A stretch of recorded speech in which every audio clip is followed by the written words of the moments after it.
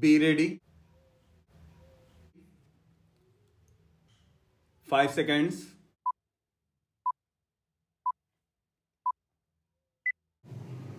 Start. The House will remember that when this matter came up on the earlier motion to appoint a joint committee, we had a fairly full and profitable discussion in this House. As a result, the House agreed to send this bill to a joint committee. The other house went a step further and unanimously agreed to send it to the joint committee. I mention these facts to show what a great degree of unanimity of opinion there has been in Parliament over this matter.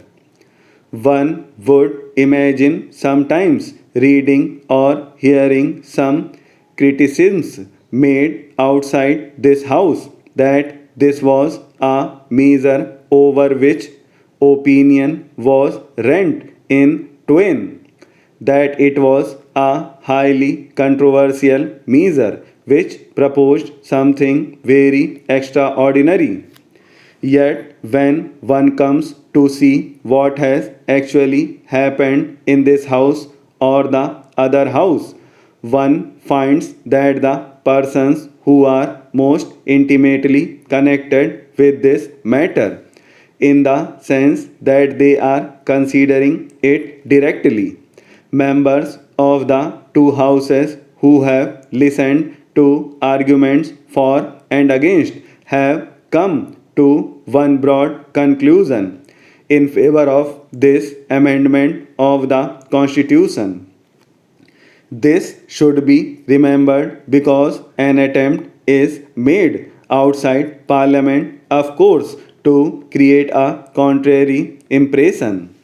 I am not saying anything secret when I say that the proceedings of the Joint Committee were remarkable for their cooperative approach to this problem.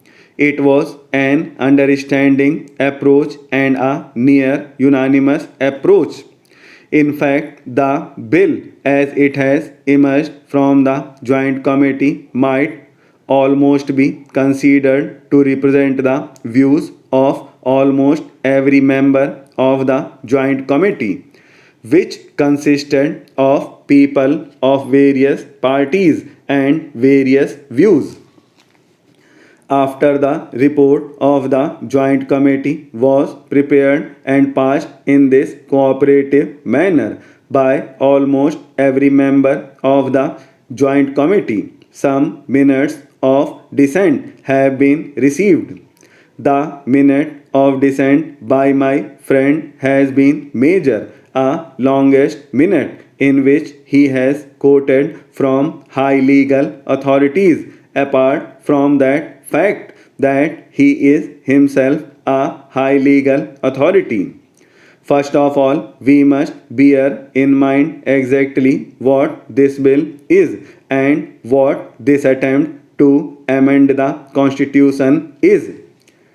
It is odd that words like confiscation of property and expropriation are thrown about when actually what the Constitution says is that there will be no such thing except by law and except on payment of compensation thereof.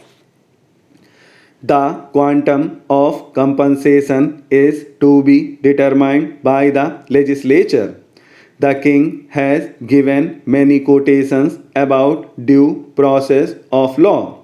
For instance, he says distinguished American judge has observed a great desire to improve the public condition is not enough to warrant achieving the desire by a shorter cut than the constitutional way.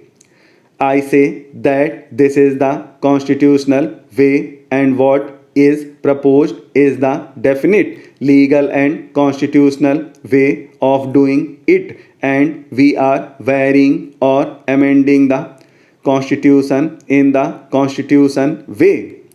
I do not quite understand this throwing about of words like expropriation and confiscation and doing things apart from the law. Remember that the sole major change proposed is to make clear one thing which was clear to us at the time this constitution was framed. That is to say, according to the Constitution as it emerged from the Constituent Assembly, the quantum of compensation or the principles governing compensation would be decided by the legislature. This was made perfectly clear.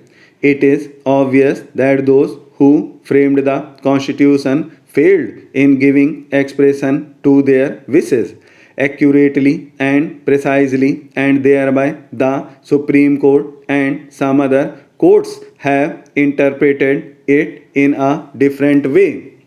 The Supreme Court is the final authority for interpreting the Constitution. All I can say is that the Constitution was not worded as precisely as the framers of the Constitution intended. What the framers of the Constitution intended is there for anyone to see. All that has been done now is to make that wording more precise and more in accordance with what the framers of the Constitution at that time meant and openly said. I do not therefore understand this measure of excitement and agitation in people's minds, not in this house but elsewhere about this matter. May I say straight away what I think with all respect that the Joint Committee has certainly improved the bill from what it has previously.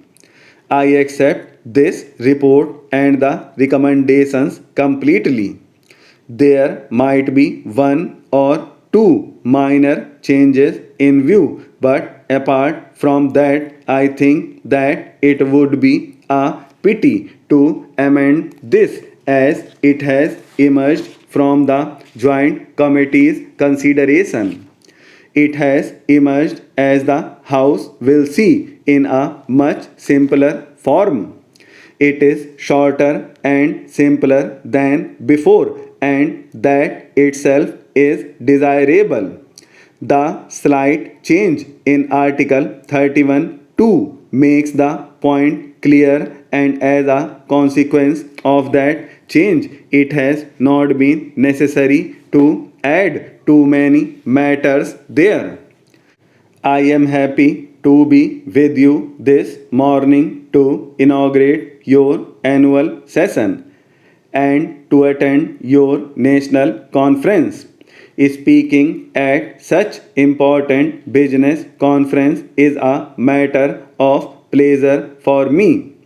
But before accepting the invitation from the organizers, this time I wondered whether the pleasure of inaugurating your annual session comes with a price tag, because for the third consecutive year the CII's annual session has been inaugurated by a different prime minister.